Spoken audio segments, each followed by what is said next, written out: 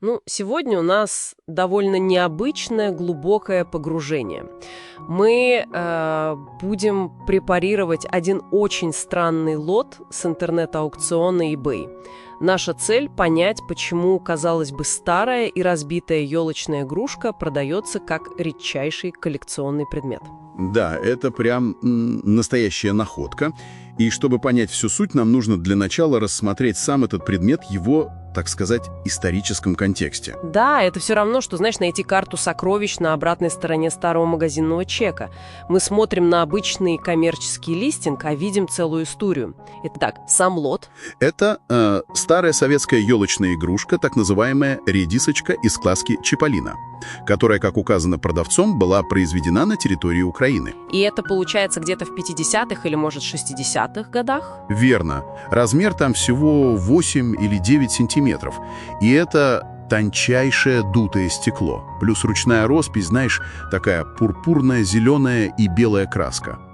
Я вот подумала, как такой крошечный, хрупкий кусочек стекла вообще смог пережить больше полувека. Это же, настоящая капсула времени. Вот что здесь по-настоящему увлекательно.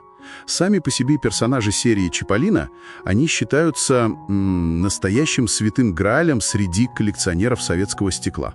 Это такое причудливое стеклодувное мастерство середины прошлого века. Но подожди, если это такой святой грааль, то почему в описании так откровенно и даже дотошно описываются все ее серьезные дефекты? А дефектов там много. Отколото стеклянное горлышко, сломана нижняя стеклянная трубка, краска местами очень сильно облупилась. И присутствует это как ее историческая патина. Звучит так, будто место этому предмету в мусорном ведре, а не в коллекции. Разве облупившаяся краска и трещины не уничтожают ее ценность? Зачем кому-то покупать разбитую стекляшку? В этом и заключается главный парадокс этого лота.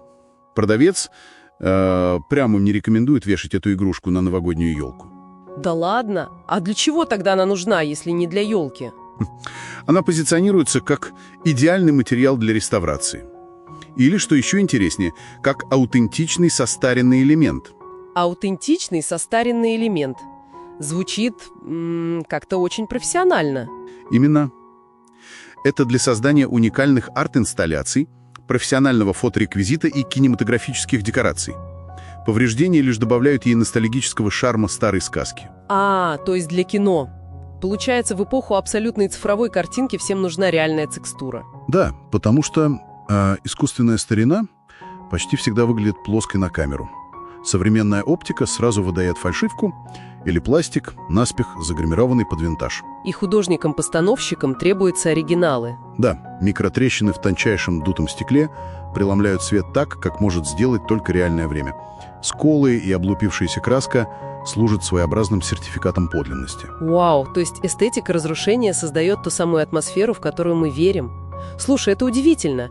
Крошечная советская игрушка просто переросла свое изначальное предназначение. Абсолютно. Из обычного сезонного украшения она, превратилась в ценный артефакт. Причем артефакт, где даже трещины и сколы продаются как уникальное достоинство для современных креативных проектов. Да, дефект становится функцией. И это заставляет задуматься, а сколько еще таких забытых, слегка поврежденных повседневных вещей из прошлого сейчас скрывается где-нибудь на чердаках? Я уверен, что очень много. Они просто лежат там и ждут своего часа. Именно. Просто ожидая того момента, когда их дефекты и потертости будут признаны ценной исторической патиной для современного искусства. На этом наше глубокое погружение в эстетику разрушения завершается.